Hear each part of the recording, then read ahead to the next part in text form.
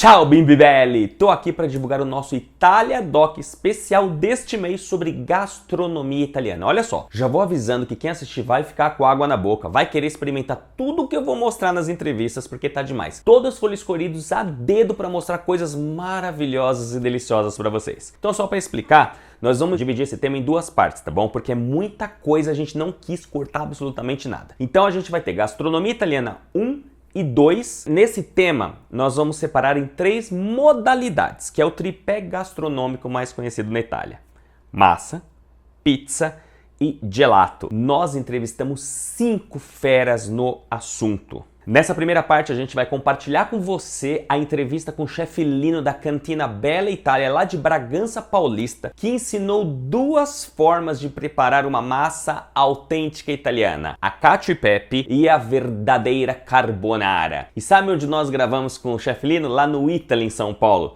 na sala de cursos que eles têm. E eu vou mostrar um pouco para você sobre esse espaço super italiano que vale muito a pena conhecer quando você estiver em São Paulo. Dê uma passada no Italy, tá? E como no dia 24 de março foi o dia do gelato artesanal na Europa, nós vamos falar com um italiano que mora em São Paulo, o Roberto Galisai, que vai contar tudo sobre a arte de fazer um verdadeiro gelato italiano. É assim, indescritível o sabor dos gelatos que eles fazem lá. E vocês finalmente vão entender a diferença entre gelato e sorvete, porque sim, tem uma diferença entre as duas coisas. Já na segunda parte, só para você já ficar ansioso, nós teremos o chefe executivo da Barilla no Brasil, Gabriel Pavan. Gente, o Gabriel, o Gabe é demais. É um chefe super jovem que vai dar uma receita especial também, que é uma massa feita com pesto. E nós gravamos diretamente da cozinha lá da Barilla do Brasil, a indústria que mais vende massa industrializada no mundo. A gente teve uma aula com o Gabriel lá na Barilla. E também nessa segunda parte a gente vai ter nada mais, nada menos do que o chefe executivo do Terrazzo Itália, chefe Pasquale Mancini, um toscanaccio maravilhoso que fez um prato pra gente com tartufo nero, trufas negras. Mamma mia. Olha, pra você ter uma ideia, a gente brincou no final daquela matéria dizendo por mais pautas como essa. E nós vamos mostrar, claro, a vista do terraço maravilhosa e vocês vão entender por que ela ficou tão famosa, porque ela é tão famosa aqui em São Paulo. E para fechar a segunda parte com chave de ouro, nós teremos o chefe Antônio Tipulo fazendo uma verdadeira pizza napoletana para nós. Gente, vocês não estão entendendo. O chefe, né, Tipulo, ele é campeão nacional da melhor pizza em pala do Brasil e vai representar os brasileiros na etapa mundial que vai acontecer na Itália no ano de 2020. É ou não é demais? Então, é o seguinte, vamos para o nosso episódio, se prepare as suas lombrigas, que sim, vai dar vontade de você se enfiar num prato de pasta, de gelato, de pizza, tá bom? Então, vamos lá? Até o próximo e buon appetito!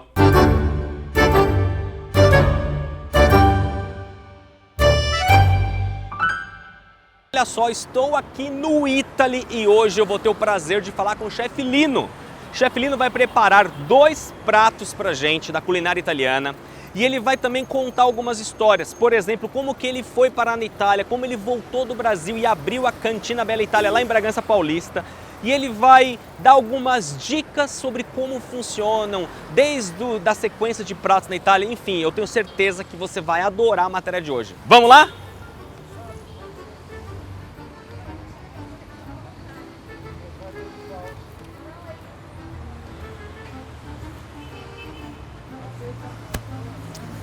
Aliás, se existe um lugar que você quer se sentir efetivamente italiano no Brasil, você tem que conhecer o Italy. Não tem como.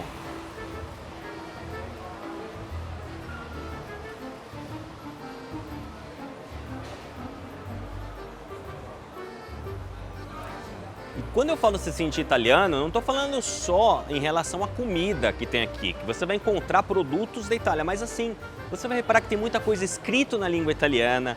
Enfim, vale muito a pena.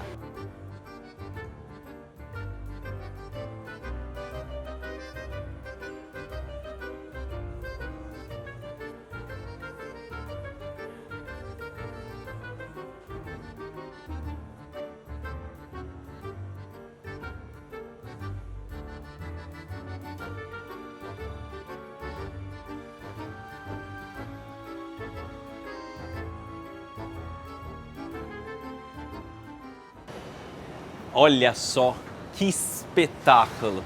E é o seguinte, agora, lá na Escola di Italy, que é a parte aqui dentro do complexo, onde ensina-se, tem vários cursos na verdade, é lá que eu vou conversar e vou encontrar com o chefe Lino, onde ele vai mostrar um pouquinho pra gente de tudo isso que eu te falei. Então vamos lá!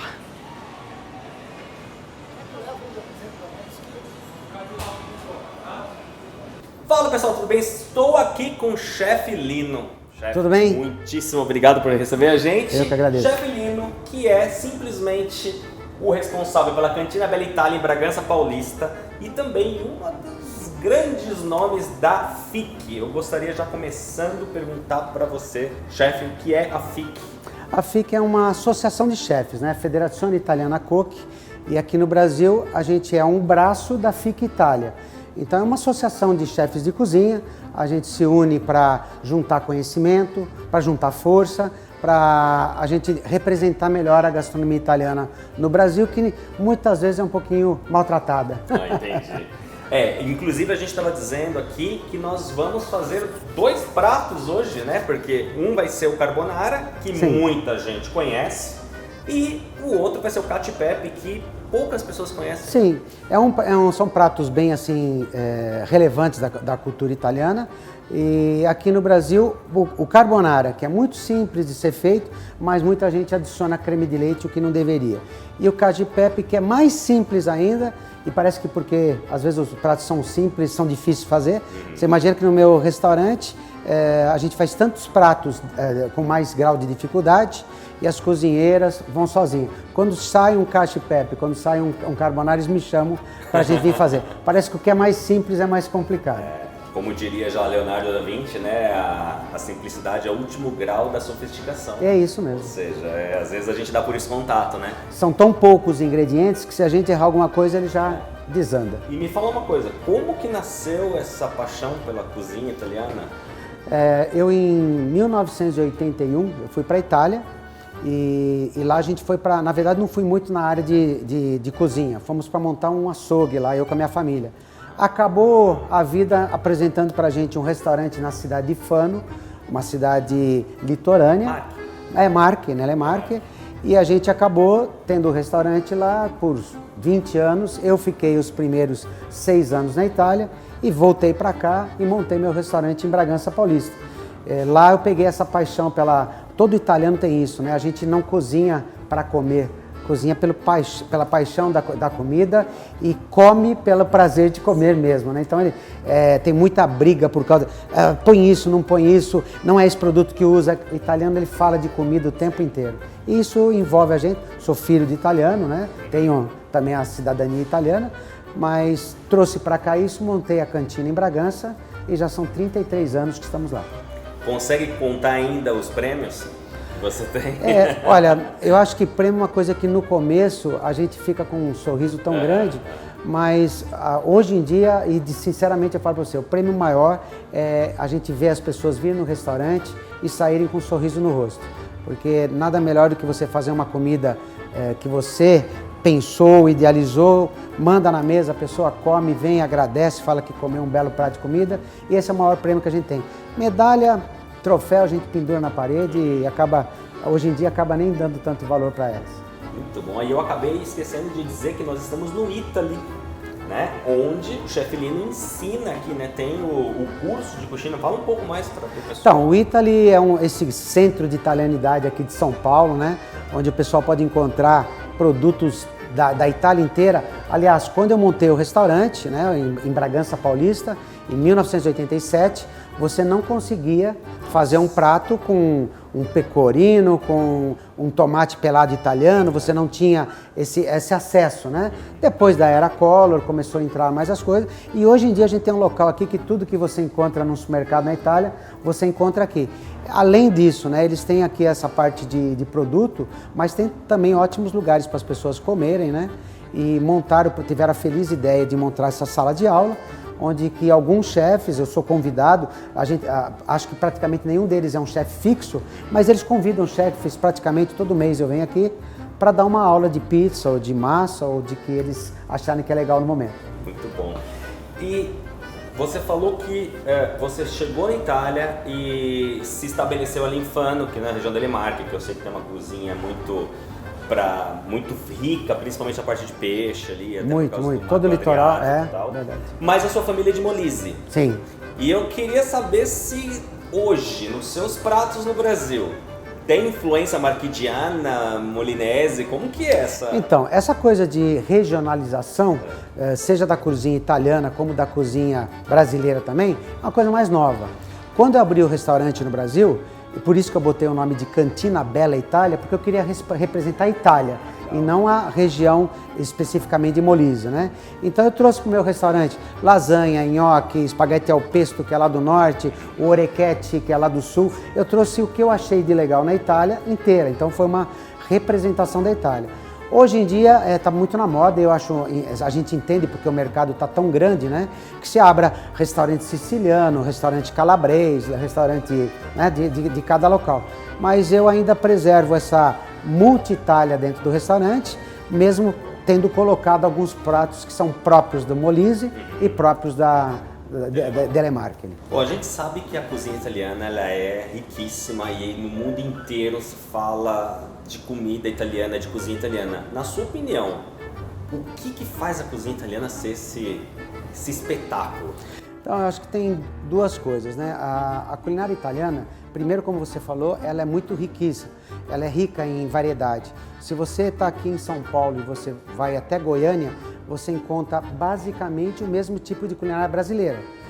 Lógico que cada lugar tem seus pratos típicos, mas, por exemplo, se você for num local tem um arroz, um feijão, uma carne, um ovo, você vai viajar 1000 quilômetros e não muda muito. Na Itália é muito diferente. Você muda às vezes 20 quilômetros e o cara briga porque não é a mesma comida da casa dele. Esse é o primeiro motivo. Segundo, que eles realmente vivem comida. O italiano é um povo que sofreu com guerras muito mais do que alguns outros países do mundo e a comida para eles é uma coisa muito importante, é uma coisa que eles dão muito valor. E eles têm esse sentimento da comida também dos antepassados. Então eles são mais ligados ao passado. Então às vezes coisas que você dificilmente vê aqui no nosso país, a pessoa vir e comer alguma coisa e escorrer lágrima do olho porque está lembrando da avó, da tia, de alguém, e eles preservam isso. Então a comida italiana realmente ela faz parte do dia a dia e do coração do italiano. Nossa, falou isso, até me arrepiou, porque realmente a cozinha... na Itália eu já acompanhei várias brigas.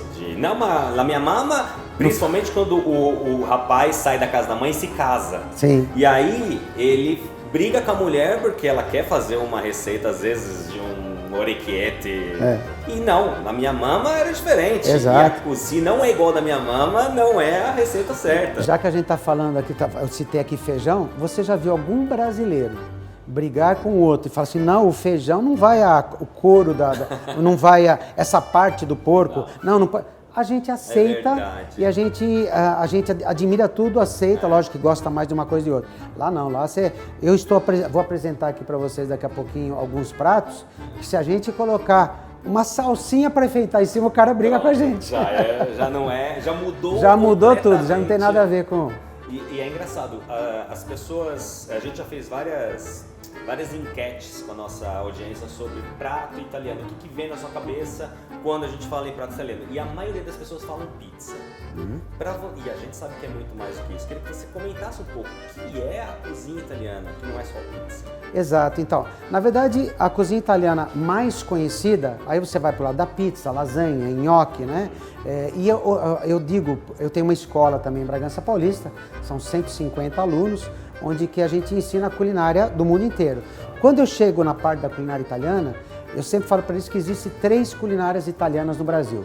A culinária tradicional, que é aquela que também na Itália se preservou da nona que você falou, a culinária contemporânea, do mesmo modo que a nossa gastronomia brasileira ficou mais bonita, mais refinada e evoluiu, a Itália também. Só que aqui nós temos a culinária italiana do Brasil, aquela que muita gente acha que é italiana, mas na verdade foi criada aqui pelos imigrantes com os ingredientes e com o que eles encontraram aqui. Então a comida italiana, a culinária italiana é sempre um capítulo à parte, a gente sempre tem muita coisa que discorrer sobre ela. Nossa, interessante, tipo, tem um exemplo dessa última? Por exemplo, você falou de pizza, a borda recheada de pizza. né? Não é daqui. Parmegiana. A parmegiana, como nós comemos aqui, ela não é italiana.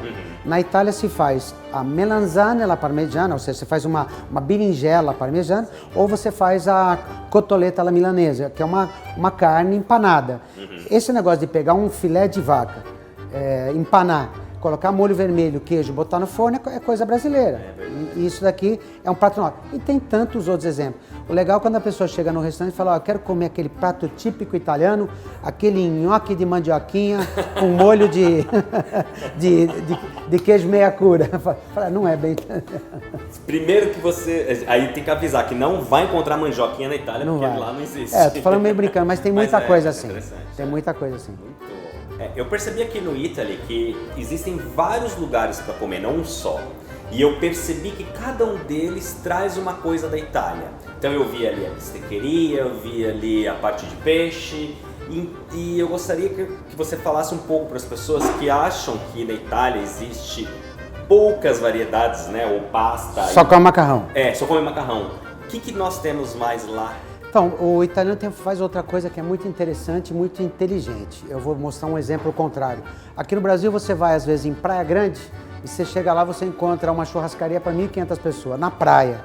O italiano ele come o que o local dá, o que a região dá. Então, se você vai numa região de alcachofra, é justo que você encontre nos restaurantes uma frittata di carciofini, um omelete de alcachofra, uma carciofini alla judia, uma carciofini alla romana. Então eles vão usar o produto da região.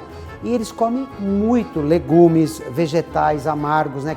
Aqui você pega uma Catalônia na feira, eu acho que eles devem levar para a feira 800 pés de alface e 3 pés de Catalônia, porque é amargo, o pessoal não come. Então eles comem muito variado, grãos. Aqui no Brasil a gente come feijão, arroz e tal, mas quem come no dia a dia grão de bico, lentilha, farro, cevadinha ou soja. Então, eles comem muito mais variado. Os pratos italianos são bastante variados, não se constituem só de massa. Carnes várias e principalmente, o que você falou aqui, o peixe. Porque a Itália, por qualquer lugar que você esteja, você está a 100 quilômetros da praia. Sim. E o peixe lá tem um sistema de distribuição que chega muito fresco. Então, eles gostam muito de comer peixe. Espetinhos de camarão, de lula, terrines recheadas com batata, com legumes. É muito variado, é muito mais do que macarrão. Tem que ir lá para conhecer. Tem. E é isso muito importante, você falou no início. 20 quilômetros. Você sai de uma cidade, vai para outra, você consegue encontrar coisas completamente diferentes. O conceito, por exemplo, de uma tratoria, e às vezes nós brasileiros, eu falo com bastante à vontade porque eu sou brasileiro. Então nós brasileiros, às vezes, nós nos apropriamos de um termo indevido para se expressar em cima de alguma coisa. Acabaram agora de lançar o hambúrguer vegano, que ele pode ser vegano, mas não tem nada de hambúrguer, né? Que hambúrguer é uma coisa totalmente ligada à carne. Então, algumas das coisas assim que fazem aqui, eu digo, por exemplo, tratoria. O pessoal monta uma tratoria e faz um restaurante com cardápio. O que é uma tratoria na Itália? É um restaurante na beira da estrada, no local onde passam tratores e caminhões, que o cidadão para ali e vai comer o quê? O que tem no dia. Se na região tem cordeiro, o que tem ali no cardápio é cordeiro. Então o cara não vai falar assim, o que você quer? Você quer peixe, rã, isso, aqui? Não. É o menu do dia. É o menu do dia. Tratoria é o lugar onde se come aquilo que a região fornece pra gente. Que na Itália ultimamente o pessoal tem usado muito produto a quilômetro zero, né? Isso é fantástico, né? Eu falo para os meus alunos, se você vai comer uma manga, qual é a diferença de comprar uma manga de R$1 que foi produzida na Bahia para uma manga de R$1 que foi produzida do lado? Eles falam, nenhuma. Tem. Dentro dessa que tem R$1 foi produzida na Bahia, ela tem quilômetros e quilômetros de queima de combustível, ou seja, é um trabalho muito maior quando a gente pode consumir aquilo que foi produzido no quilômetro zero. Tudo que está mais perto é colhido mais maduro, é colhido mais, chega mais fresco para a gente, então é inteligente também a gente tentar implantar, apesar que aqui no Brasil já começa-se bastante essa tendência. E valoriza também o produtor. O produtor local. O cara que vai ganhar o dinheiro ali pertinho é o cara que vai vir gastar com você também. Exato. Aquele lá da Bahia não vai vir comer no meu restaurante. Exatamente. E agora falando desse monte de coisa que já tô com água na boca, não vejo a hora de começar a cozinhar aqui, quer dizer, ver o chefe cozinhando. Qual que é o seu prato preferido, se é que é possível, se é que essa pergunta tem razão na de culinária existir? italiana? Na culinária italiana. Eu acho que é fácil porque e é o prato preferido dos italianos. Os italianos fora da Itália, por exemplo, vou dar o exemplo da polenta. O italiano na Itália, de uma certa idade, já não gosta muito de polenta, porque a polenta lembra a guerra. Na guerra só tinha polenta para comer. O italiano que veio para o Brasil, que está aqui, quando ele come a polenta, ele lembra da terra natal, certo? Então, na Itália, um prato que se o cara chegar com fome em casa, o que ele quer fazer? Uma coisa rápida e gostosa. É o espaguete alho, óleo e peperoncino, ou seja, dá uma refogadinha no alho, num pouco de azeite, joga o espaguete ali, um pouquinho de pimenta e já era. É o prato preferido e depois você também consegue comer mais, porque ele é levinho, você come 200 gramas de macarrão. Olha só, tá vendo? Mais uma vez a prova da simplicidade, né? É verdade. Quanto mais é aquela coisa, a comida ela tem todo um motivo de existir, né? Então quer dizer, eu prefiro uma comida não porque ela é simples, mas porque se eu chego em casa e eu tô com fome, eu preparo com 2, 3 ingredientes. Aliás, muita culinária hoje mais moderna, ela quer ser notada colocando muita coisa estranha. Aí você bota flores em cima, bota um mundo de coisas que geralmente o comensal chega ali, tira fora, ou ele come e não vê muita graça naquilo. A comida italiana a capacidade de se aproveitar pouquíssimos ingredientes para fazer algo de sabor. Cacio e pepe é um macarrão que nós vamos fazer aqui com espaguete, pimenta do reino e pecorino, mais nada. Eu queria só comentar uma coisa, falando em simplicidade, eu morei muito tempo na Toscana e uma vez me falaram, não, você já experimentou a papa al pomodoro? E eu tinha preconceito, porque é uma papa al pomodoro. Sim. Eu falei, não, eu não quero, porque é papa al pomodoro. Quando eu experimentei a papa al pomodoro, não é só uma... Ou pode até ser uma papa ao pomodoro, mas tem aquela coisa, né, do sabor da mama, do cuidado, das pequenas coisas que fazem o prato simples se tornar uma coisa sensacional. E não é só a Itália, alguns países sabem valorizar muito bem isso. Se você, por exemplo, eu estive na Espanha por algum tempinho, e lá você tem um prato que chama assim, pan tomaca, que é pão com tomate, isso na região Catalunha, porque falam catalã lá, né? É pão com tomate só, então você não precisa inventar, botar... Aqui no Brasil, quando se faz uma brusqueta, às vezes eu faço uma brusqueta e o pessoal fala que não é brusqueta, porque já mudou aqui, né? Então tem que... Mas cadê o queijo? Fala, olha, brusqueta é um pão, broscolire quer dizer dar uma queimadinha. Então, um pão queimadinho com sal e azeite já é uma brusqueta. Já não precisaria de mais nada em cima. Você pode colocar um fungo, pode colocar um tomate, mas não tem necessidade. Às vezes o mais simples é o mais gostoso. Chefe, vamos cozinhar? Vamos fazer. O senhor pode, por gentileza? Lógico, vamos lá. Vamos já colocar o nosso macarrão aqui para cozinhar. Uma porçãozinha aqui de espaguete. O que o senhor vai fazer pra gente? Vou fazer o espaguete cacio e pepe. Eu estou usando aqui uma massa italiana, porque antigamente, até as nonas chegaram no Brasil, não tinha o mesmo macarrão que lá, não tinha o mesmo trigo para ser feito macarrão, e já enchiam uma panela de água de óleo, porque ele grudava muito, era um macarrão não muito adequado, né? Esse aqui italiano, já hoje em dia com uma tecnologia já mais avançada, é melhor do que aquele de antigamente. Tem alguns como esse que se você pegar o espaguete, passa a mão nele por fora, ele é áspero, né? Ele é extrusado e fica áspero. Então quando ele vai dentro de um molho, por exemplo, ele segura melhor o molho, ele fica mais saboroso e mais cheio de molho, né?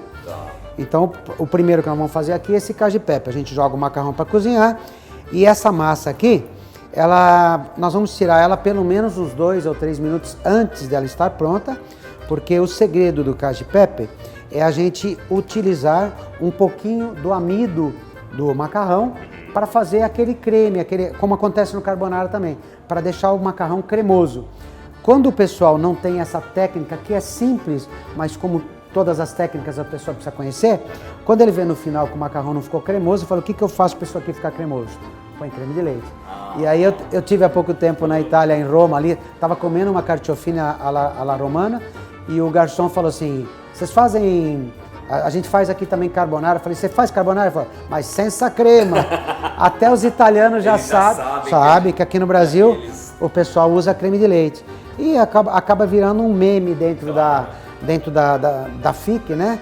E os chefes, tem alguns que são radicais, eles ficam loucos quando eles veem um restaurante de qualidade no Brasil, porque tem muito restaurante bom aqui, e às vezes põe uma foto nas mídias sociais e eles olham e falam, esse macarrão tem creme dele, já ficam doidos. Olha só. Eles ficam com vontade de ir lá chamar o dono.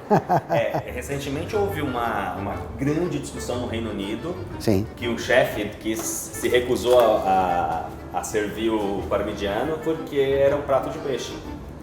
E aí a pessoa falou, não, eu quero queijo. E ele falou, não, eu não sirvo queijo aqui pra você porque o prato é de peixe, você não vai arruinar o meu prato.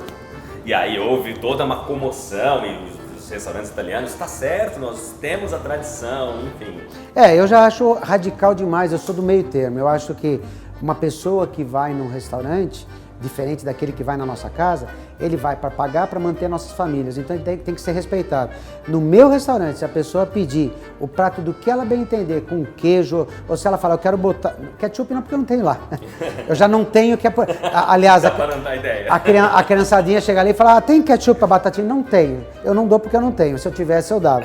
Mas, eu quero botar parmesão em cima da... É sua, faz o que você quiser.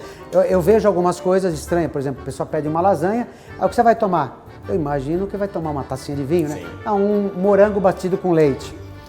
O prato é seu, eu faço, levo. Eu não falo nada, mas eu entendo que para quem tem uma cultura de querer preservar a tradição e tal, acaba incomodando um pouquinho, acaba ferindo. Mas a gente hoje em dia tem que ser um pouco mais comercial. Isso é o pepe? Esse é o pepe. A gente joga ele na panela, ele começa a soltar um pouquinho de aroma e a gente já na sequência já coloca um pouquinho da água do cozimento. Isso aqui vai passar o gosto da pimenta do reino para a água, tá? Essa água tem um pouquinho de amido, né? Então a gente vai deixar ele cozinhar aqui um pouquinho. E o macarrão a gente tira antes do ponto do cozimento, joga ela aqui dentro, vai mexendo, vai deixando o amido se dissolver e ele vai começar a formar um creminho. No final você deixa ele esfriar um pouquinho, coloca o queijo e aí vai ficar aquele e esse amido macarrão. É o amido da própria pasta? Da própria pasta. Todo macarrão tem amido, ó, tá vendo? Vamos ver como é que tá esse macarrão. Um pouquinho duro ainda.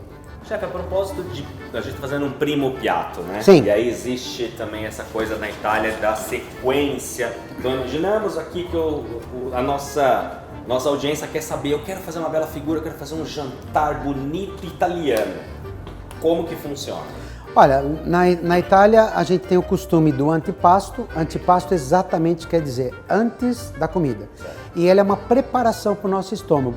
Muitas vezes você vai direto para a comida e o teu estômago não está preparado. O antipasto são pequenas porções de alguma coisa um pouco ácida, um pouco que te puxa um pouquinho, o estômago começa a trabalhar e produz os líquidos, os ácidos, para poder dissolver os ácidos que vai no estômago. Então você coloca ali primeiro um antipasto, depois um prato principal que chama primo piatto. Pode ser um risoto, pode ser uma massa ou pode ser uma carne também acompanhada. Então o básico seria um antipasto, um primo piatto, muitas vezes um secondo piatto, que é uma massa e um peixe ou uma carne para acompanhar, que vem acompanhados de salada e tal, e depois você vai para a sobremesa, né? Mas muitas vezes no nosso restaurante na Itália aconteceu de 1h da tarde chegar alguém, comer um antipasto com toda a tranquilidade do mundo, depois o primo piatto, depois o secondo piatto, depois um dessert, que eles chamam lá, que é uma sobremesa, um café, um licor, bater um pouquinho de papo, um cappuccino, conversa mais um pouquinho, um conhaque, conversa mais um pouquinho, são 5h da tarde e fala assim, solta mais uma porçãozinha de peixe. Estamos aqui já. Emenda do almoço até a janta. Muito bom.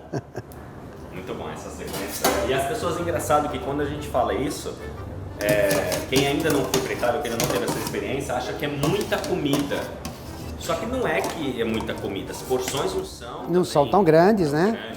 E você, muitos locais fazem essa sequência, mais ou menos. Olha, vamos traduzir essa comida italiana, por mais que eu não goste, eu acho que é às vezes até um pouco de sacrilégio, mas é muito prática essa nossa moda brasileira do por quilo, né? Você tá com pressa, você vai lá, já pega o que você quiser e põe. Então aquele pratão que você põe com um monte de coisas, você pode fazer sequências de antipasto, de primeiro prato, segundo, só que o que eu não gosto daqui é que fica tudo no mesmo prato, aí você põe uma lasanha, um quibe, uma comida japonesa, fica tudo em cima, né? Então perde um pouquinho a magia da comida. mas essa sequência de entradas antipasto é para você experimentar um pouquinho de cada coisa, não precisa ser muito de cada. Eu tive uma experiência uma vez para uma família italiana que eu conhecia, que eu chamo de mamma, e eu falei assim, olha, vou fazer uma feijoada, uma fagiolata para vocês aqui no domingo. Sim. E ela super feliz, que bom, vamos comer uma comida brasileira e tal. E aí ela chegou e tinha lá, nós fizemos bonitinho, o arroz, a feijoada, a couve. E aí ela chegou e falou, vai mama, sirva-se. E ela olhava, e eu dei o prato na mão dela. E ela olhava aquilo e ela falava... Aí ela ficou assim uns minutos parada e falou assim, nós vamos comer tudo isso no mesmo prato? Porque ela não entendia, tipo, se você me deu só um prato, eu tô vendo várias coisas. Como é que eu vou... E eu falei, não, é tudo no mesmo prato. Ela fez uma cara, tipo... Mas eu vou misturar. Falei, então, no Brasil a gente já mistura o arroz e feijão. Era inconcebível pra ela. É verdade. Ela adorou depois. Não, é verdade. Já tentaram introduzir, por mais que a Itália também seja um país que se modernizou, então nos grandes centros hoje em dia você tem a comida rápida, né? A comida fast food, mas dificilmente do modo como é feito assim. O primeiro que o italiano não gosta muito de levantar e ir pegar, então ele quer ser servido. Então ele prefere pegar uma bandeja de alguma coisa e levar à mesa do que tá indo buscar de pouquinho em pouquinho no prato. Então são costumes, né? E a gente respeita a tradição de cada país. Bom, aí a pasta já está pegando o gosto do pepe. Do pepe e ela vai acabando de cozinhar aqui dentro, né? Então ainda tem uma aguinha, então o amido vai soltando um pouquinho aqui. Isso aqui que é uma água vai virando creme, depois com o queijo forma toda aquela beleza do prato que a gente está acostumado a ver. E agora me pintou uma outra dúvida. No Brasil, o brasileiro já se acostumou com la pasta al dente ou não tem jeito? Já é diferente do que antigamente. Se não há um costume, já há o conhecimento. Então, muitas vezes, quando eu montei o restaurante há 33 anos atrás, eu coloquei lá espaguete ao pesto. Muitas vezes o pessoal só pelo nome olhava, dá esse pesto aqui. Eu levava e o cara falava, cadê o molho? Entendeu? Aí um cacio e pepe, era o mesmo caso, eu nem tinha colocado no cardápio. Então, mas hoje em dia ele já conhece o brasileiro, principalmente porque esses programas de televisão acabaram fazendo o seu trabalho também, de fazer as pessoas entenderem e conhecerem mais sobre comida. Se gostam ou não gostam, tem alguns que me pedem ao dente, mas tem muitos que falam, não, eu quero, faz o meu prato, mas faz favor, cozinha um pouquinho mais. Entendi. Olha, tá vendo? Tá começando a formar esse creminho. Agora a gente vai tirar do fogo para deixar ele esfriar um pouquinho. Se você coloca no mesmo momento agora o parmesão, se você quiser fazer em casa, mas o pecorino, como nós vamos colocar, ele acaba formando aqueles filamentos muito grandes, né? Então ele tem que esfriar um pouquinho, né? Se não estiver líquido, você pode acrescentar mais um pouquinho para ficar na consistência que você quer, ó. Isso não tem problema. Isso é sempre com a água do cozimento. Certo. Por isso que ela é importante aqui também, né? A gente vai fazer ele perder um pouquinho da temperatura. Agora no final nós vamos colocar o nosso queijo e vai mexendo. Mesmo nesse momento, se você achar que precisa de um pouquinho mais de água, você pode colocar. Tá vendo? Ó? Olha o creminho formando. Né?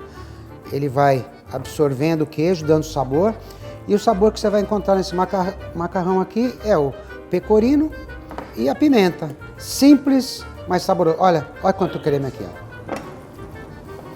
E chefe, o que pode dar errado no cacio e pepe? O que pode dar errado aqui? Pode dar errado tudo. Ele pode ficar muito seco, né? Ele pode ficar muito filamentado o macarrão, aí não fica bacana. Ó, ele tem que ficar assim, ó, cremoso. Olha aqui, ó. Traz a câmera aqui, ó. Olha aqui dentro, ó. Ó o creminho. Tá vendo? Isso aqui é um creminho formado que se você não conhece a técnica, é difícil de você fazer formar. E como eu falei, é um prato simples, mas que os meus funcionários até hoje me chamam e falam, tem um cacio e pepe para soltar, você pode vir? Porque ele é simples, mas é manhoso, né? Olha aí, vou colocar aqui em cima. Olha o creminho. E agora, para arrematar, a gente vai pegar esse moedor aqui e dar mais uma desenhada nele aqui, né? Olha, uma pepata. Tá aqui, ó. Que beleza. Gente do céu, eu tenho que comer, eu tenho que experimentar. Porque acabou de fazer, tem que comer. Acabou de fazer. E eu já tenho a desculpa de ser gordo, então eu não tenho nem preciso. Olha só. Vamos lá. Estão sentindo o cheiro daí? Deixa eu só apoiar aqui para não fazer bagunça. E aqui na Itália a gente faz assim, ó, come todo mundo no mesmo prato. Aí, ó. Muito bom. Simples. Essa pasta al dente, gente. Muito bom. Falando em pasta al dente, eu já vou jogar outra aqui, ó. Isso, chefe. Vai jogando aí, chefe. Vai fazendo outro. Eu tô aqui só. Muito bem. Primeira coisa que a gente vai fazer, nós vamos fatiar o guanciale. Aqui no Brasil, se você não tiver guanciale, você vai poder usar um bacon, né? Mas esse daqui é uma parte do porco, é a bochecha do porco e ela é curada, não defumada. Por isso, ela tem um cheirinho de curado, não tem um cheirinho de defumação. É mais forte. Nós vamos cortar algumas fatias, vamos fazer 2 fatiazinhas assim, já está bom. Nós vamos tirar essa pele dura que ela tem aqui atrás. É por costume se fazer em tiras, não em quadradinho, né? Então a gente faz eles geralmente eles cozinham ela assim na gordura em tiras. Aqui ela vai para a frigideira. Vamos esquentar aqui. Enquanto isso eu vou mostrar os outros ingredientes, que também são muito poucos, né? Que nós vamos usar. Nós vamos colocar ovo. Viu a cor desse ovo? Sim. Eu sou lá de Bragança, a gente tem galinha caipira. Então, uma bela gema de uma galinha caipira, ela já é o suficiente. Se o ovo for pequenininho, você põe 2 gemas. Nós vamos colocar um pouco de parmesão. Lá é muito normal você misturar um pouco do pecorino com o parmesão. Esse aqui eu vou fazer só com o parmesão. Então, umas 2 ou 3 colheradas. Nós vamos misturar isso aqui, vai virar basicamente uma massinha, tá? Num primeiro momento, nós vamos fazer da mesma maneira como fizemos... Ai, que bonito. Da mesma maneira como fizemos o cacio e pepe, nós vamos cozinhar o macarrão, deixar ele finalizar aqui dentro da panela, que nós vamos começar agora a dourar esses pedacinhos de guanciale. E depois, quando estiver dourado, a gente coloca o macarrão aqui dentro, termina o cozimento do macarrão e adiciona a gema com o ovo. Um pouquinho de pimenta do reino. Se quiser, em vez da do reino, um pouquinho de pimentinha, lá a gente fala peperoncino, pode ser uma pimentinha tipo calabresinha, mas o ideal é a pimenta do reino. Então ele não termina o cozimento da pasta. Exato. Vai terminar na frigideira. Na frigideira. Ó, vocês já estão aprendendo 2 receitas. 2. Eu ia fazer assim, mas na Itália assim, são 2 receitas.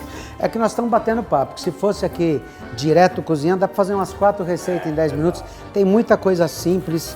Por exemplo, aquele que eu falei, espaguete alho, óleo e peperoncino. Um simples espaguete com alho e um pouquinho de pimentinha. Simples de fazer e quando a gente está com uma fominha não tem nada melhor. O cheiro já está vindo aqui, il profumino del guanciale. O guanciale tem uma boa quantidade de gordura, como o toucinho tem aqui, né, o bacon que a gente fala. Então a gente tem que deixar ele perder, para ele ficar mais sequinho. Depois nós vamos tirar ele daqui, dar uma picadinha e colocar em cima de volta no prato. Ele fica até muito bonito. Esse primeiro momento aqui ele começa a suar essa gordura, né? Enquanto isso, a pasta tá ali. A pasta já está quase... Eu vou até afastá-la aqui, porque eu acho que já deu tempo. Eu estou improvisando aqui com o Chinois, né? Que nós estamos aqui dentro do Italy e hoje eu vim para dar uma aula de pizza. Eu não trouxe equipamento para macarrão, mas sempre dá para dar um jeito, né? Não tem desculpa para não fazer uma Não boa tem comida. desculpa. Eu fiz um programa de uns amigos que chama Motoqueiros na Estrada e eles fazem o programa inteiro com uma panela única. É um fogãozinho daqueles de marmita de pedreiro, sabe? Falei, dá para fazer um macarrão aí? Falei, dá. Fizemos um macarrão dentro de uma única panela. Primeiro eu fiz um refogado de calabresa, fiz um molho de tomate junto naquele refogado. Quando o molho estava prontinho, falei, e agora, cozinho o macarrão aonde? Fui colocando água naquele molho para ele ficar bem líquido, cozinhei o macarrão dentro do próprio molho. Quando o molho enxugou, o macarrão estava no ponto certinho de se tirar. Olha, essa... Realmente, essa é a definição de que não tem como. Não tem desculpa pra gente fazer um prato de macarrão. Pronto. Tá já pegando tudo. Muito bem. Olha, o pancetta aqui já deu uma suadinha.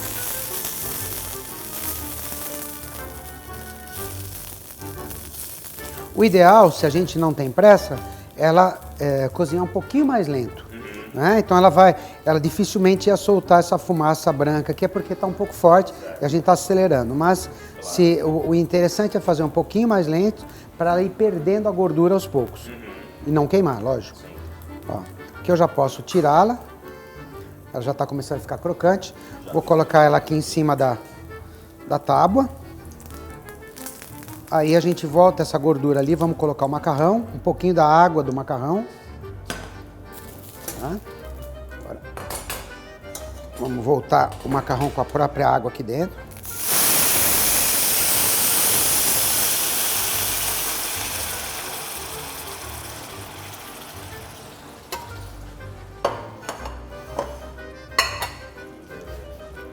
Bom, aqui ele já está pegando o sabor da pancetta, né? Mas agora está muito líquido ainda. Então o que ele vai fazer? Ele vai cozinhar o restante que falta aqui dentro.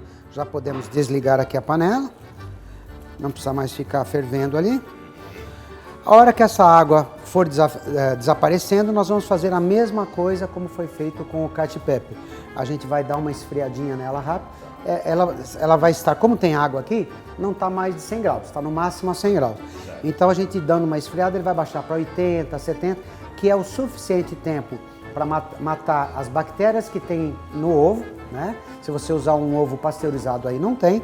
E se você deixar acima de 70 graus, ele vai coagular o ovo, vai ficar aquele omeletinho. Ah, ok. Então a gente não pode. Então você tem que abaixar um pouquinho a temperatura para não ter o risco de você ter um prato feio, né? Com aqueles omeletinhos que a gente chama. Então, vamos preparar o prato aqui. Chefe, qual que é o segredo de ser um chefe italiano e magro? Olha, vai parecer que não é verdade, mas eu durmo 4 horas por dia. Caramba! Tendo um restaurante, tendo uma escola, né? Como todo mundo, família para cuidar. E eu tenho um costume de dormir muito pouco, eu sou muito ativo. Mesmo sendo secretário da FIC, presidente da Associação dos Restaurantes da minha região, presidente do Conselho Municipal de Turismo, ou seja, são muitas coisas. E eu gosto, eu tenho prazer de produzir bastante, né? Então eu acho que dormir pouco e estar muito ativo durante todo o dia, porque a gente gosta de comer também. Sim. Eu procuro evitar, me matriculei numa academia, mas não adiantou muito. Mas está lá matriculado. Mas estou lá matriculado. Estou matriculado na academia, eu faço isso também. Tá aqui, ó. Agora a gente já tem o macarrão mais frio, né? Enquanto isso eu só vou dar uma picadinha aqui, ó. Ó o barulhinho. Tá aqui o nosso guanciale picado. Aqui perdemos aquela temperatura de 100 graus, né? Como eu falei, se a gente dá uma chacoalhadinha aqui, ele pega um pouquinho de ar. Do mesmo jeito que a gente bate um creme com fouet, quando a gente bate aqui, a gente também dá uma airadinha nesse creminho. Agora nós vamos voltar esse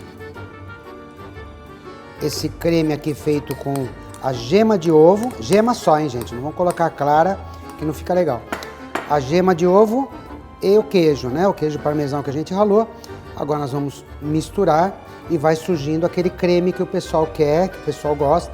Do mesmo jeito que aconteceu quando a gente fez o cacio e pepe. Se precisar de um pouquinho de água, tá ali a água da fervura. É só utilizar na hora. Pega um pouquinho. Onde é que tá a nossa concha? A gente briga com a concha toda hora, tá aqui, ó. Um pouquinho de água para ficar mais cremoso. Mexeu. Ó a cremosidade que fica. Maravilha. Não é? Agora, pro prato. Mais um pouquinho de queijo, ó. Queijo nunca faz mal para ninguém, né? Olha lá.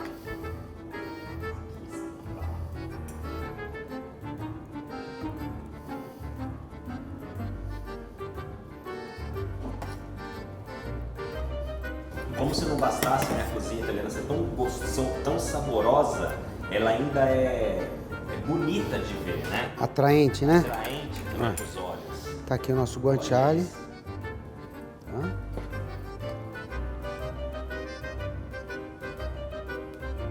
Aí, cameraman.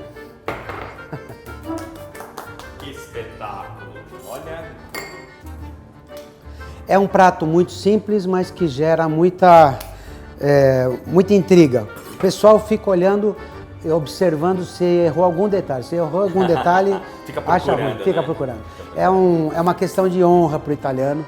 É um prato que do norte ao sul se come hoje em dia e que fora da Itália também está sendo bastante conhecido. É a pena que às vezes em alguns lugares, como aconteceu nos Estados Unidos e tal, acabam reproduzindo a versão errada dele, né? Então, muito tempo você martelando uma coisa errada, ela parece que passa a ser certa. Sim, é verdade. E eu vou ser obrigado a fazer mais um sacrifício de provar, né, esse espetáculo. Então vamos lá. Vamos pegar um garfo aqui. Bom, então agora é hora, né, de... Mamma mia.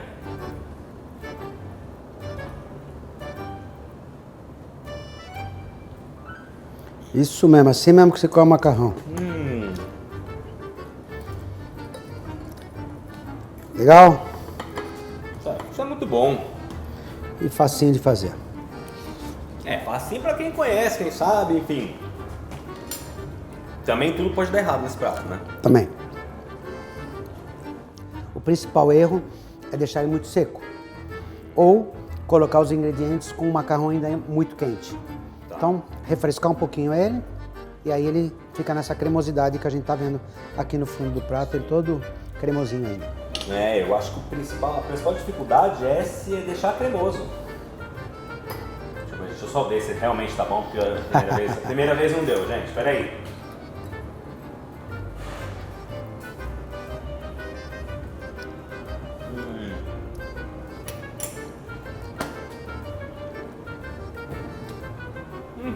E aí? Muito bom. Chefe, muito obrigado. Gostou? Mamma mia. Curtiu? Muito obrigado Então- pela aula. Encerra logo o bloco aí, que aí o prato não esfria, você já manda o resto pra dentro. Então, gente, foi muito bom ter vocês com a gente. Bom, primeira coisa que eu quero deixar, nós vamos deixar na descrição aqui primeiro. Cantina Bella Italia, Bragança. Nós vamos deixar o link também da FIC, da Federazione pro pessoal Italiana entender Cook. um pouco mais. E, chefe, quer deixar uma mensagem para os italianos no Brasil? A gente fica muito contente de que ainda pessoas se preocupem de ficar mostrando pratos assim com essa autenticidade. Os italianos tenho certeza que os italianos que estão vendo essa matéria, alguns devem estar falando, pô, é assim que eu comia lá na minha cidade, né? Então eu fico feliz com isso e eu coloco isso para o pessoal que não é italiano pensar. Imagina que você estivesse na Itália ou em qualquer outro país do mundo e tivesse uma placa escrito ali feijoada. Você entra ali, o feijão é grão de bico e a carne de porco é de alce. Você aí vai falar, isso não é uma feijoada, né? Então é isso que o italiano sente quando ele vai comer um prato que não é feito exatamente da maneira que é feito na terra dele. Espero que o pessoal tenha gostado. Muito obrigado por ter vindo me convidar para fazer essa matéria. Show! E como vocês já conhecem, arrivederci! Arrivederci.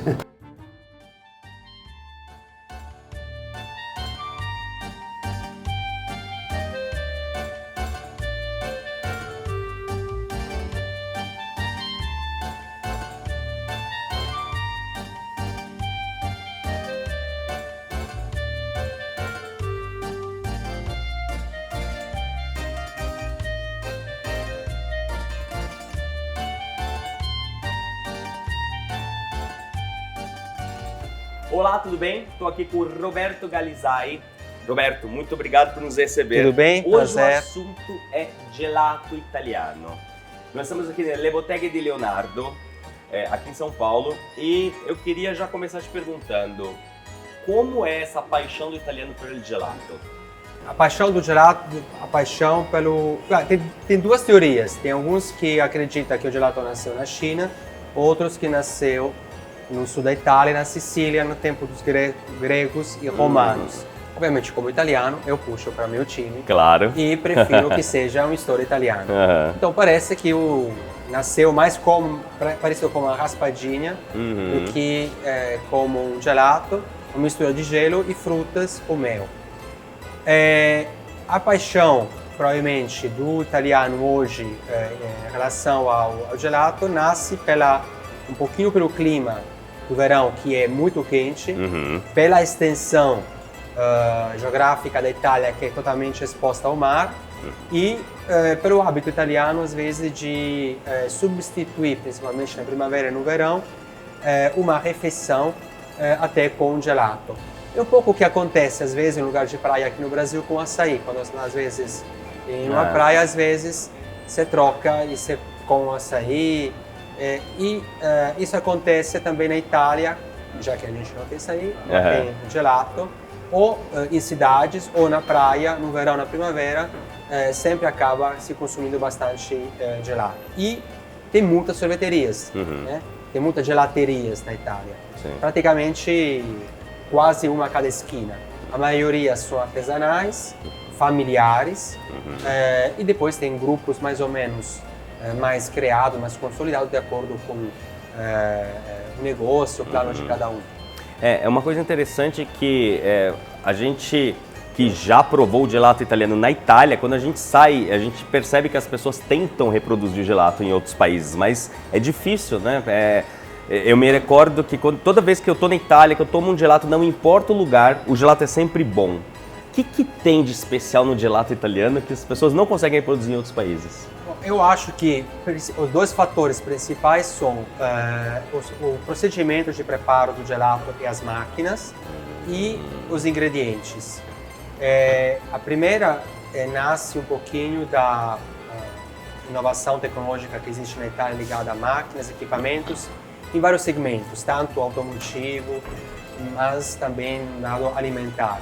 Então existem algumas empresas italianas que depois viraram até líderes de mercado mundial, que depois tenham sido compradas por fundos de outros países. Isso é uma questão de controle, mas o know-how, o conhecimento, a tecnologia, a aplicação nasce na Itália e ainda é criado na Itália. Então essas empresas que produzem, que preparam, que criam máquinas de produção artesanal ou industrial de gelato são aquelas que depois você encontra também hoje no exterior.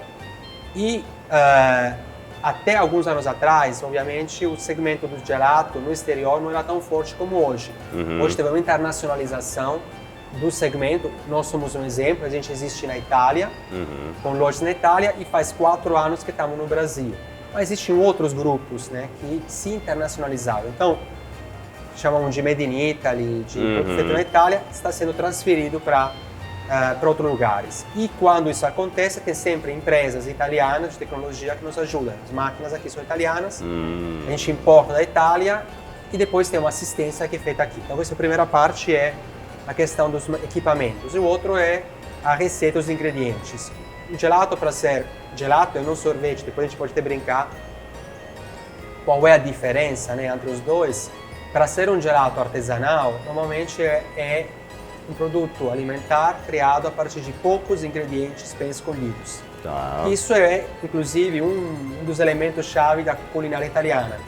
A qualidade dos ingredientes, frescos de estação, sem muitas misturas, sem muitos molhos, mas less is more, né? Pouco é menos.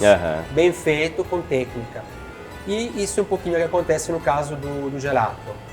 As receitas que hoje a gente usa, tanto na Itália como no Brasil, são as mesmas que a gente testou na Itália. Os ingredientes, sempre que possível e que é conveniente, vêm da Itália. Por exemplo, pistache italiano, avelã italiano, mascarpone italiano. Tem vários ingredientes que a gente usa ainda na Itália. Outras vezes, obviamente, são produtos locais que a gente procura no Brasil, dentro de um acordo, de um critério de qualidade que é definido pelo mestre gelataio e pela receita. Leite, frutas, açúcar, stevia natural, quando fruta diet e outros elementos são ovos, são brasileiros. Sim. A gente trabalha com produto, no nosso caso, que é totalmente natural, orgânico sempre que possível, porque a cadeia do orgânico no Brasil é um pouquinho complicada, principalmente em relação ao gelato. não é fácil encontrar e ter uma certificação para qualquer tipo de produto. Então, ou o produto é 100% orgânico, ou se não é 100%, se tem algum ingrediente que não é orgânico, não dá para caracterizar como tal. Então a gente fala assim que é um produto natural, sempre que possível orgânico. Essa questão, mas é um produto, isso sim, a gente pode apresentar como 100% natural. Na Itália é a mesma coisa, tem algumas empresas que trabalham com produtos com base prontas, que simplifica um pouquinho o trabalho, que permite rebater o gelato, depois a gente pode até mostrar para vocês quando o gelato sobra, pode ser rebatido para algumas, ou outras que trabalham como a gente, que é um produto natural, e quando entra numa vitrina que está fechada, dura 3, 4 dias e depois ou vende ou tem que ser retirado porque é um produto fresco. Descarta. Daqui a pouco a gente vai falar sobre essa mescla que vocês fizeram aqui no Brasil, que eu achei sensacional, ter desde o cupuaçu até o quentão, achei muito legal. Mas claro que agora está todo mundo curioso para saber a diferença entre gelato e sorvete. Sorvete é mais uma tradução, além da questão linguística, a tradução sorvete é muito mais parecido com ice cream. Em inglês, que é um produto industrializado. Certo. A diferença principal é o tipo, a composição dos ingredientes, a produção, o processo produtivo e o fato que seja um produto artesanalmente feito. Artesanal não significa, e depois também tem um pouquinho de misunderstanding, de confusões, a pessoa que quebra, que prepara o pistache manualmente. Não necessariamente precisa ser assim. Existem máquinas que te ajudam, obviamente, claro. É um produto feito artesanalmente, do zero, com produtos naturais, onde não existe adição de gorduras hidrogenadas, de gorduras de emulsificantes e de outros produtos que deixam artificiais, que deixam normalmente o gelato muito mais plástico, mais saboroso, mais ricos, mas que é artificial. Sim. Então, a diferença principal é a composição, se é um produto natural ou um produto artificial, se existe, então, bases processadas, ou se ao contrário, é um alimento que nasce de poucos ingredientes naturais. Essa é a principal diferença entre gelato e ice cream. Ice cream é um sorvete, é um produto industrializado. O gelato é um produto artesanal com uma composição natural. Uau. A única gordura que você encontra é aquela que existe no alimento. No caso do leite, é a gordura do leite. Se tiver um doce de leite, tem uma gordura dele. Sim. Algumas frutas têm uma gordura, o abacate, outras gorduras que estão presentes, por exemplo, em ovos. Mas tirando isso, não existe outro tipo de gordura. Quando isso se preserva, aí que a gente chama de gelato. Bom, interessante. O Roberto falou uma coisa que logo veio à mente, exatamente isso. Toda vez que eu na Itália eu recebi amigos que estavam viajando ou passeando na Itália de inverno, é normal pra gente ir na gelateria. E a primeira coisa que o brasileiro fala, não, mas tá frio, não se toma sorvete no frio. E sim, se toma um gelato, você pode prender um gelato no freddo. E uma outra coisa que ele falou que também me veio automaticamente. Toda vez que você vai fazer um jantar na sua casa, você leva gelato. Porque todo mundo, é normal, tipo, você não vai... Eu não sei se no Brasil tem aquela coisa, não preciso levar isso ou aquilo. Não, o simples, e você está percebendo nos vídeos que nós estamos fazendo, toda vez que a gente associa Itália e gastronomia, e o Roberto falou uma coisa aqui, assim como o chefe Lino falou uma coisa, assim como o chefe Pasquale falou lá no Terrazzo Itália, assim como o Gabriel falou lá na Barilla, e se você reparar, existe uma linha que liga tudo isso. A simplicidade. O Roberto falou uma coisa interessante, o gelato, ele é mais sobre o produto do que sobre o que quer que seja. Produtos bons, poucos produtos bons fazem um bom gelato. Essa foi a frase que você usou no início. Olha que interessante. Então veja que a Itália, ela é reconhecida na gastronomia exatamente pela simplicidade. E não significa, e não se engane, que o simples é fácil de fazer, porque acaba sendo o inverso, né? Contrário, né? Se privar de algumas coisas é mais complicado do que adquirir, né? Mas isso, acho que é parte um pouquinho cultural. Itália e Brasil têm histórias diferentes. Às vezes no Brasil, até por uma questão de carência, pouco é pobre. Né? Ter pouca coisa em casa, dá a impressão mínima, de pobreza, às vezes uma mesa que tem poucos ingredientes, ou que tem, pode ser percebida como algo aparentemente pobre. E depois também tem uma outra influência cultural, que provavelmente isso mais em relação ao varejo, vejo, que é a influência americana.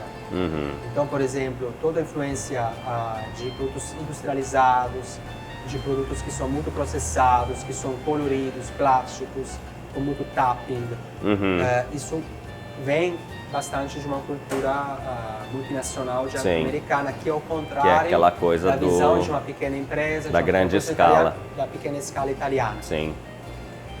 E a Itália conseguiu fazer isso até na moda, né? De transformar alfaiates em grandes marcas da moda italiana. Mas conseguiu ganhar escala sem perder o controle da qualidade e do produto, que continua sempre a ser artesanal. Isso que diferencia, por exemplo, uma Lamborghini ou carros italianos, onde você pode personalizar o carro, tem acabamentos, sem falar da técnica do motor, mas você tem internamente materiais, acabamentos, onde você pode até escolher a cor da postura, do assento, do banco, como se fosse um alfaiate. Então é uma coisa do detalhe junto com a qualidade dos ingredientes. E isso é um pouquinho eu acho, das características do fazer italiano, aplicado isso também no caso da gastronomia. Então, no nosso caso, como italianos, a gente escolhe poucos ingredientes, tenta procurar ingredientes de qualidade o melhor possível, até porque tem uma questão também de custo que você tem que preservar, porque o nosso ticket é um ticket baixo, né? Então, uma gelateria não tem o mesmo ticket de um restaurante italiano em São Paulo com um bom posicionamento. A melhor loja aqui, um ticket médio, estamos falando de um ticket de 29, 30 reais. Então, é algo que, se você pensa bem, é como se fosse de um fast food, não? Sim. De um prato rápido ou de uma comida, uma coisa... de um buffet onde você, almoço, pesa uma comida. Inclusive, pesar comida no mesmo prato é outra coisa que no começo eu tinha dificuldade de absorver. Eu imagino. Junto, né? Isso é um outro... Como pode o primo... Onde eu vou colocar meu primo segundo contorno num prato só? Como é que você consegue colocar manga com carne, com arroz? Exato. Manga e fruta, né? Exato. Mas isso conta exatamente desse encontro cultural. Então, nós temos que sempre, para sobreviver, para poder conseguir abrir e dar trabalho e ser uma empresa, sempre manter um equilíbrio entre o preço do produto, o preço dos ingredientes, a qualidade deles, né? Como a gente falou, porque o nosso ticket é um ticket baixo, né? Então a gente não pode também passar esse limite, mas poucos ingredientes, a qualidade deles e tentar reproduzir isso, preservando esses princípios. Por exemplo, por esse motivo que nesse caso a gente tem algumas dificuldades mais cultural, técnicas, por exemplo, de carregar o gelato de coberturas, né? A cobertura, o tapping, que às vezes o cliente pede, colorido, não colorido. A gente faz 2, 3 tipos de cobertura e às vezes é meio limitado de falar não tenho. Então, que é então uma cobertura ou de chocolate, ou de meu chocolate que é tipo uma Nutella caseira, que é uma jandura, e às vezes de doce de leite. E chantilly feita em casa. Só, não temos outras coberturas coloridas. Então isso faz parte um pouquinho da proposta. Você não consegue abranger o mundo, você escolhe. Consigo fazer isso? Não chego a fazer isso porque não cabe na minha proposta. Sim. Ok, Roberto, dimmi. Allora? Bom, primeira coisa, você vê, tudo é fechado. Certo. Isso é um problema. Isso é diferente. Na Itália, normalmente a gente já vê. Você escolhe com o dedo. Sim. Né? O fato o fato de ter um ponto natural, sem conservante... Nossa, você já abriu, já senti o cheiro produto daqui. sem conservante, sem emulsificante, tem que proteger o gelato. Você não pode deixar a vista em uma vitrina totalmente aberta, porque quando você vai à vitrina, aquele é um telo que você abre e mexe e tem uma diferença de temperatura. Então, você tem que, na escolha, preservar e proteger o produto. Você vê que tem uma máquina que você pode controlar a temperatura e você tem, de acordo com o dia, você trabalha. Então a gente trabalha com uma base de sabores cremosos e sabores com frutas. Por exemplo, aqui temos sabores clássicos, que é o pistache, clássico italiano. A cor é uma cor natural, que é do pistache, não é aquele verde que a gente é acostumado às vezes ver com verde um pouquinho, vamos dizer assim, mais elétrico, que é devido ao corante, né? A um corante artificial. Às porque vezes essa é a cor do pistache é mais para o marrom do que para o verde. Aquele verde brilhante para animar a cor. Isso acontece ainda mais no caso, por exemplo, de um outro sabor como a menta. A menta nossa é feita na infusão 24 horas no leite. A gente deixa a menta verde dentro do leite e ela solta pouco a pouco o mentolo. E a cor é branca natural. Ao contrário de outras mentas que você encontra que tem mais ou menos essa cor, né? Sim. Devido a um corante. A um corante que se utiliza. Que lembra a que folha, a ideia... que lembra uma pasta de dente. Sim. Mas que não tem nada a ver com o produto natural, com o produto natural. Tá. Então você vê a cremosidade do produto, você tem que trabalhar e... Uau. Vamos provar.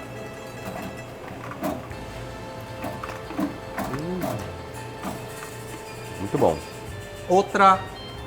Outro detalhe, mesmo aqui no Brasil,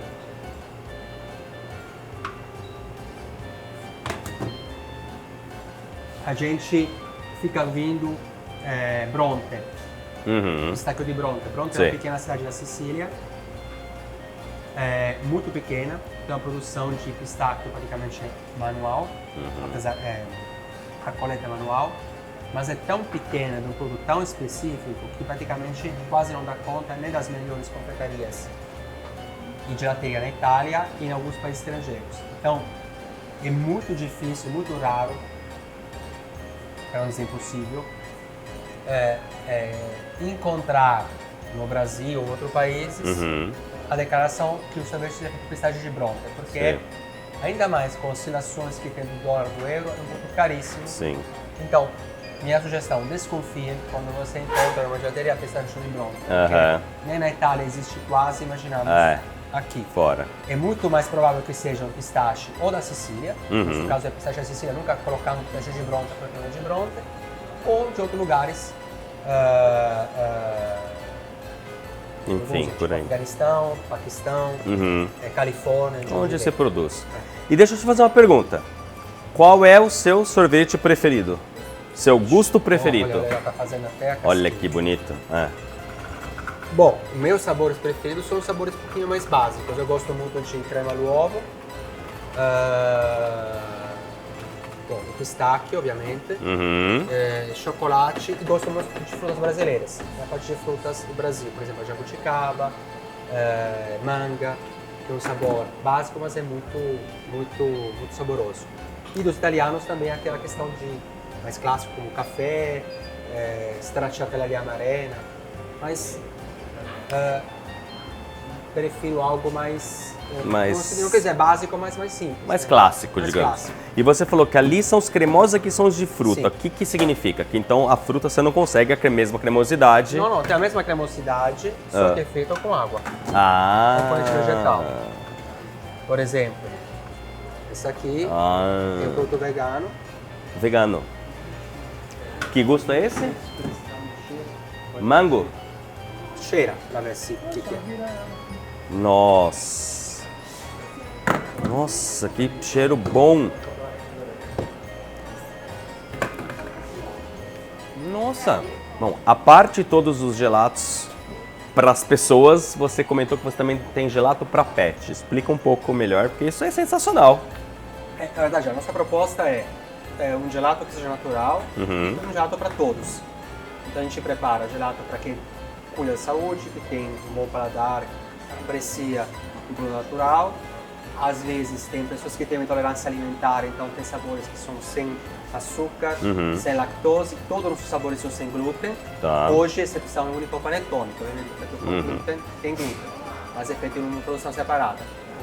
E parte da família sempre maior tem obviamente os animais. A gente observava que o cliente passeava com o cachorro e às vezes tomava um sorvete e continuava a caminhada com o cachorro. O cachorro olha e é obcecado para a comida. E para pena, às vezes, o dono dá uma pazinha para o cachorro, só que é muito perigoso. Não é adequado para o animal, É perigoso, não pode comer nem açúcar, nem chocolate, então não pode nada de doce. Tá. Então é veneno, envenenar o cachorro, mesmo o cachorro querendo, você não pode. Então nasceu a ideia de pensar em uma linha de picolé para cachorros. E legal. eu até usando como cobaia os meus cachorros. Então a gente tem 2 cachorros, vira-lata. A gente testou com eles alguns sabores junto com o veterinário que podiam ser palatáveis para cachorro. Nasceu um picolé que é feito de iogurte orgânico, tipo aquele mais cremoso, sem açúcar e sem lactose, porque lactose é outra coisa que o cachorro, depois que é filhote, não pode comer.